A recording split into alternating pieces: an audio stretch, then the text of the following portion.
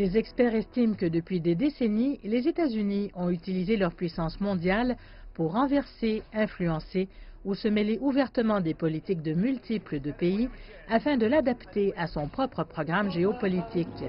Le prétexte est généralement de défendre la démocratie et la primauté de droit.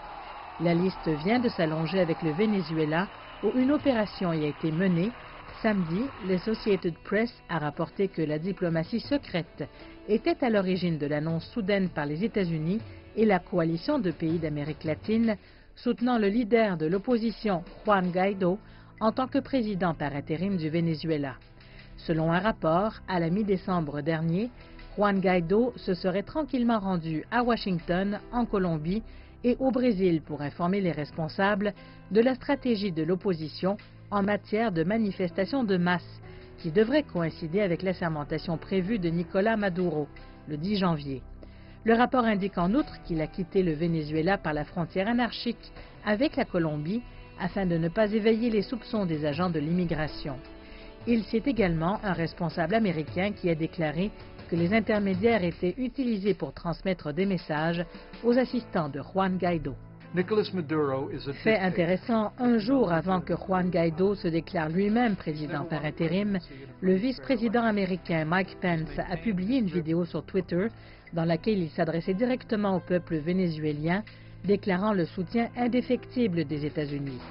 Les analystes de politique étrangère ont déclaré que les États-Unis avaient utilisé une tactique similaire dans d'autres pays. Le meilleur exemple est l'invasion américaine de l'Irak en 2003.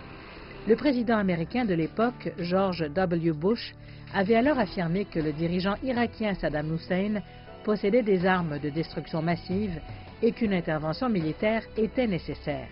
Ainsi, les États-Unis et la Grande-Bretagne ont lancé une campagne militaire et ont renversé le régime Hussein, mais ils n'ont trouvé aucune arme de destruction massive. La prochaine sur la liste américaine d'ingérence sera la Libye. En 2003, le chef de l'État du pays, le colonel Kadhafi, a abandonné son programme d'armement nucléaire après des négociations secrètes avec la Grande-Bretagne et les États-Unis. En retour, les sanctions économiques étaient levées. Mais 8 ans plus tard, les États-Unis et leurs alliés européens ont entamé une action militaire contre la Libye.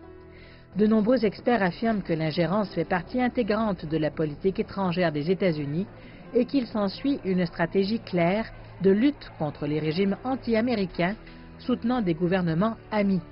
Ainsi, l'argument selon lequel les États-Unis se soucient du peuple du Venezuela semble définir l'histoire.